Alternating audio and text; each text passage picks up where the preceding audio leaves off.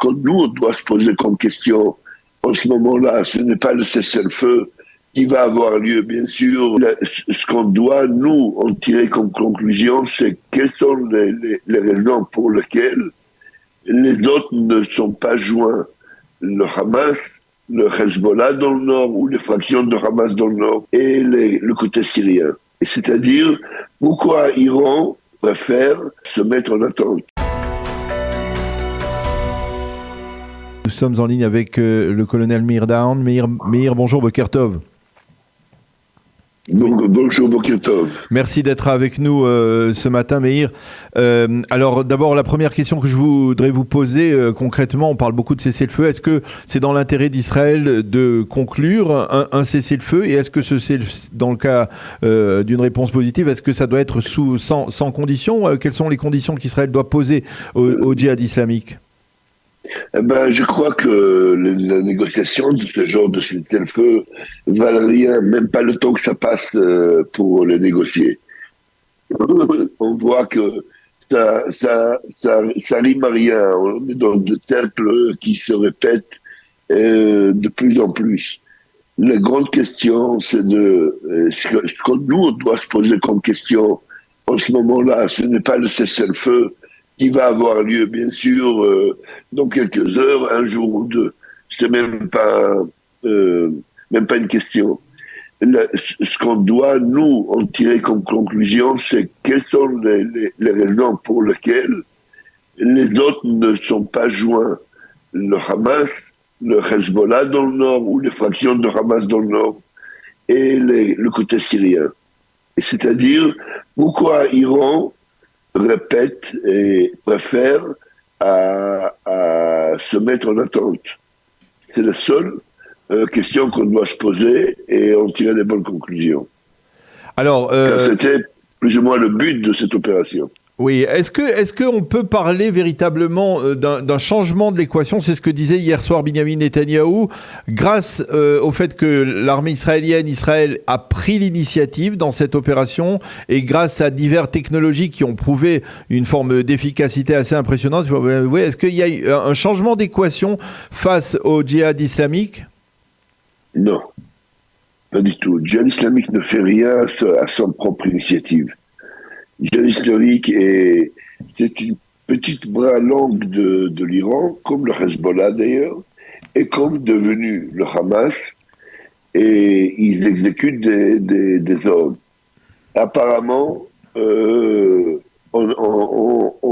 peut comprendre que ils ont réagi que par le fait de l'attaque israélienne et non pas par les ordres des Iraniens. Oui.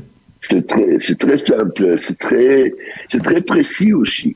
Parce que, vous voulez dire que les Iraniens, dans le cas précis, au moment précis aujourd'hui, ne veulent pas une véritable escalade de la violence? Voilà, c'est exactement ça la conclusion.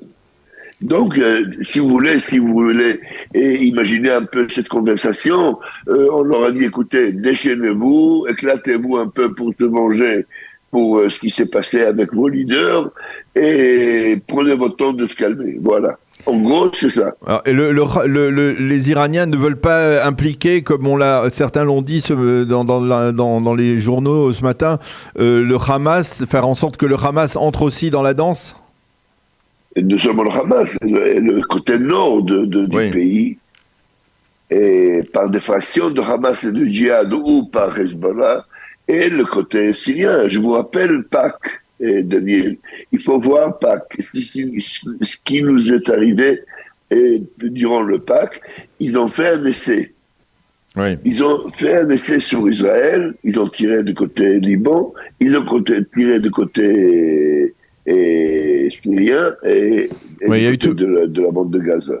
Il y a eu l'ouverture de plusieurs fronts, mais là, ça ne se reproduit pas. Voilà. Est-ce que ça veut dire que c'est un signe qu'il y a une forme de dissuasion de la part d'Israël? Non, ça veut dire qu'ils ne sont pas prêts encore à s'engager là-dedans. Mm-hmm. Ça veut dire qu'ils ont tenté... Dissuasion, vous savez, Daniel, dissuasion n'a rien à voir dans cette histoire.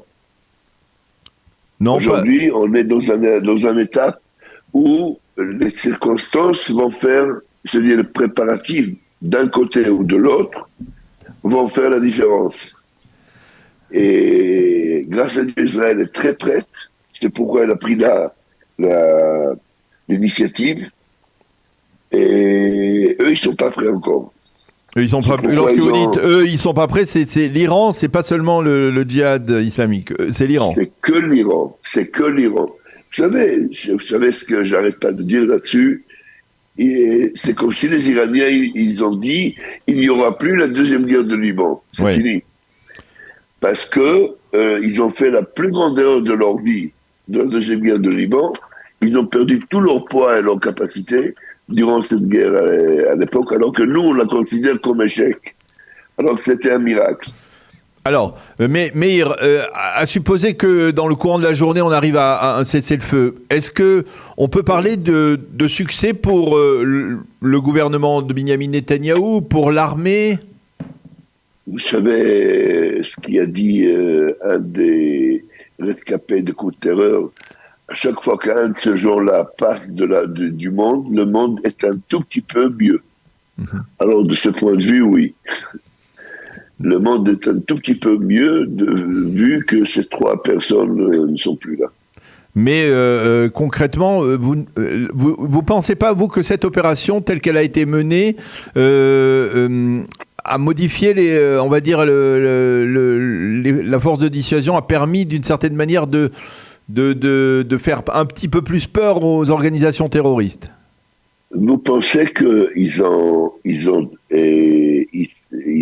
un doute de la capacité et de la puissance d'Israël? Ils n'ont aucun doute. Ils savent très très bien qu'ils arrivent comme une mouche contre un éléphant. Ils le savent.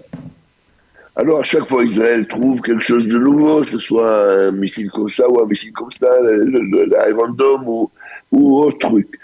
Ok. Il n'y a aucune comparaison entre les forces qui sont autour de nous et notre capacité.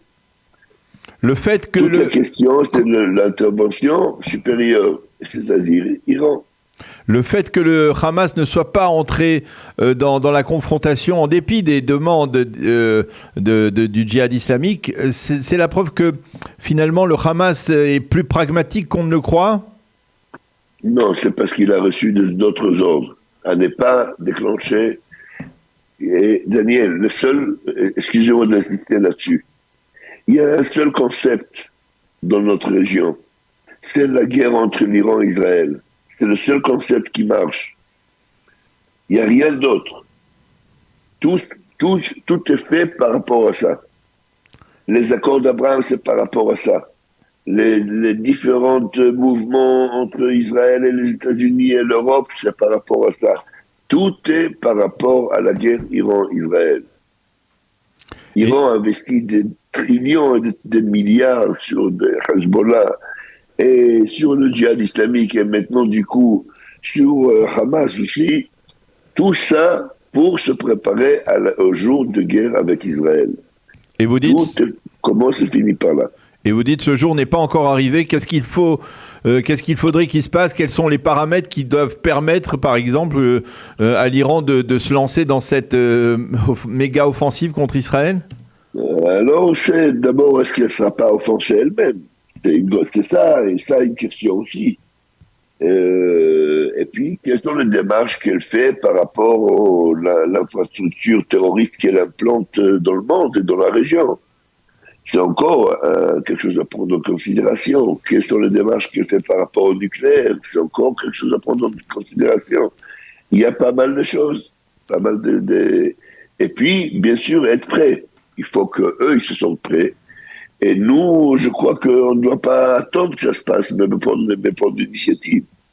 Voilà, vous dites qu'il faut... Mais là aussi, c'est compliqué. Il faut qu'on prenne l'initiative, non seulement contre le djihad islamique, mais cette fois-ci aussi contre l'Iran, donc ce qui est bien plus complexe, avec beaucoup plus de conséquences, bien entendu. Merci beaucoup, Meir, d'avoir accepté de répondre à nos questions ce matin, donc dans cette situation sécuritaire. Merci beaucoup encore, Meir, d'avoir été avec nous. Merci, mes condoléances à Yoav Galant.